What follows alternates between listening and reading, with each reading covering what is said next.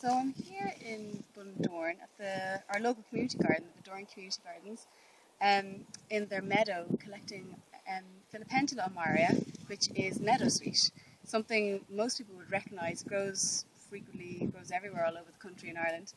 And it's a great plant, especially for any hyperacidity in the gut. So that's mostly what I use it for in clinic. It's also an anti-rheumatic plant, so it can be used with other herbs like nettle in the treatment of arthritis or rheumatoid arthritis. But today I'm just going to talk about using it for that hyperacidity like gastritis, heartburn, peptic ulcers, duodenal ulcers, anything like that. It's very anti-inflammatory, it's analgesic, and it's really soothing on the lining of the esophagus there. I use it with herbs like calendula or lemon balm. Works really well, also very anti-inflammatory herb. So what part of the plant do I use? It's the aerial part of the plant when it's in flower like this, and also the leaf as well.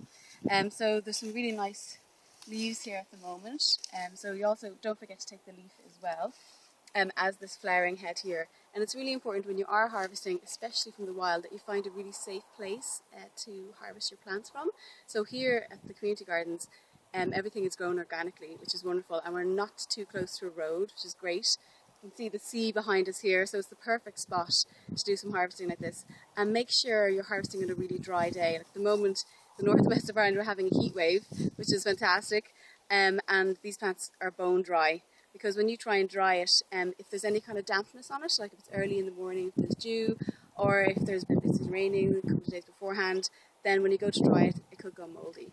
So what I'm going to do with these plants is I'm going to dry most of them, and I'm also going to make glycerites and vinegars as well. We do use it in alcoholic tincture form. The reason why I like to make glycerites or vinegars out of Meadowsweet in particular is because it is used for heartburn and that, and sometimes alcohol or an alcoholic tincture can just exacerbate that.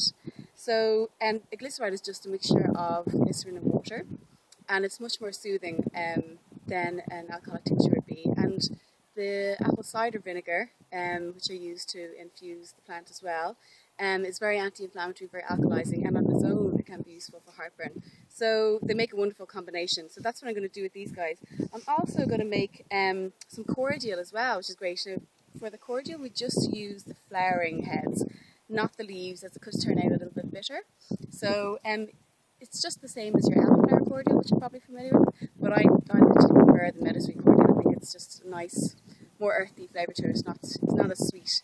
So that's meadowsweet, and that just reminded me there's a lot of eyebright in this field here today, which is a really good sign of a meadow. It has something like eyebright or yellow rattle growing in it.